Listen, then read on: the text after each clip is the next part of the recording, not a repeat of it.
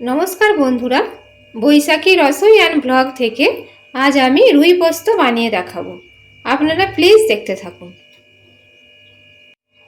এই রুই পোস্ত বানানোর জন্য আমার যে যে উপকরণগুলো লাগবে আমি দেখাচ্ছি। এখানে আছে রুই মাছ, এখানে আছে কোচানো পেঁয়াজ, টমেটো কুচি, আর এখানে আছে কালো জিরা, আছে এখানে দুটো কাঁচা লঙ্কা, এখানে আছে পোস্ত, আর এখানে আমি চিনি নিয়েছি। এখানে আমি নিয়েছি সরষের তেল, টক দই নিয়েছি, আর নুন নিয়েছি, আর এখানে আমি ঘি নিয়েছি। আপনারা দেখতে থাকুন। কড়াইয়ে আমি তেলটা গরম হতে দিয়েছি। তেলটা এখন গরম হয়ে গেছে। আমি এই নুন হলুদ মাখিয়ে রাখা মাছগুলো এই কড়াইয়ের মধ্যে সব একটা একটা করে দিয়ে দেব।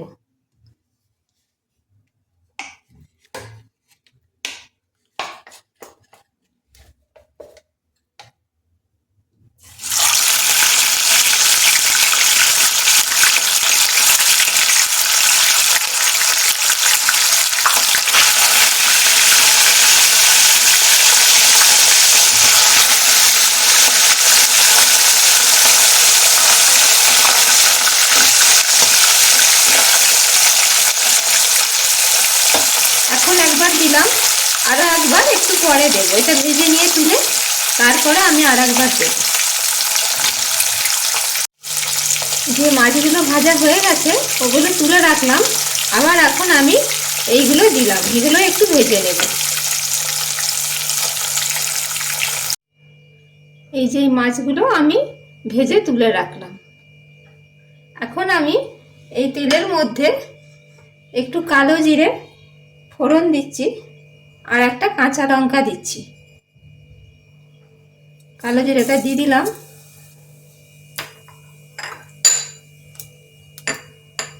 আর একটা কাঁচা লঙ্কা আমি এর মধ্যে দিয়ে দিচ্ছি। কাঁচা লঙ্কা আর কালো জিরে ফোড়ন দিয়ে এবার আমি পেঁয়াজগুলো দিয়ে দেবো এর মধ্যে।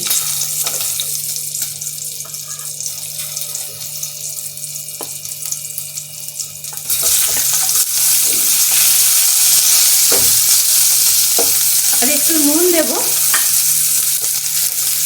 নুন দিলে পেঁয়াজগুলো তাড়াতাড়ি ভাজা হয়ে যাবে।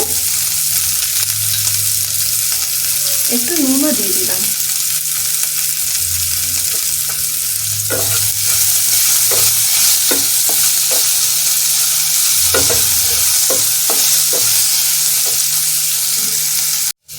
পেঁয়াজগুলো একটু ভাজা হয়ে গেছে, সেজন্য আমি একটু টমেটোও দিয়ে দিলাম।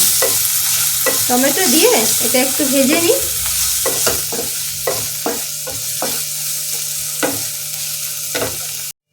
পেঁয়াজটা আমার হালকা ভাজা হয়ে গেছে, সেজন্য আমি এখন এই পোস্তটা একটু পিষে নেব। পোস্তটা আমি এখন এই কড়াইয়ের মধ্যে ঢেলে দিচ্ছি।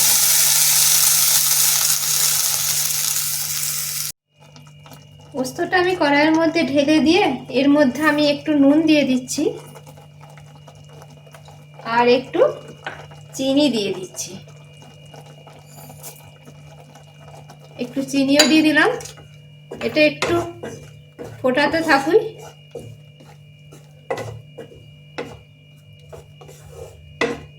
এটা একটু ফুটে যাক।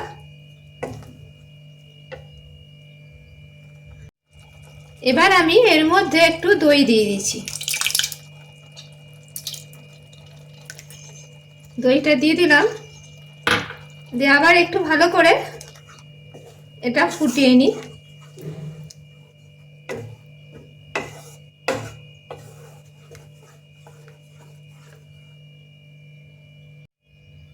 একটু ফুটিয়ে নিলাম।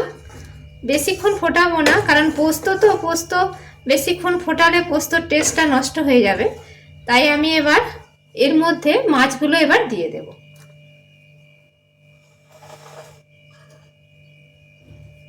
মাছগুলো আমি এবার দিয়ে দিচ্ছি।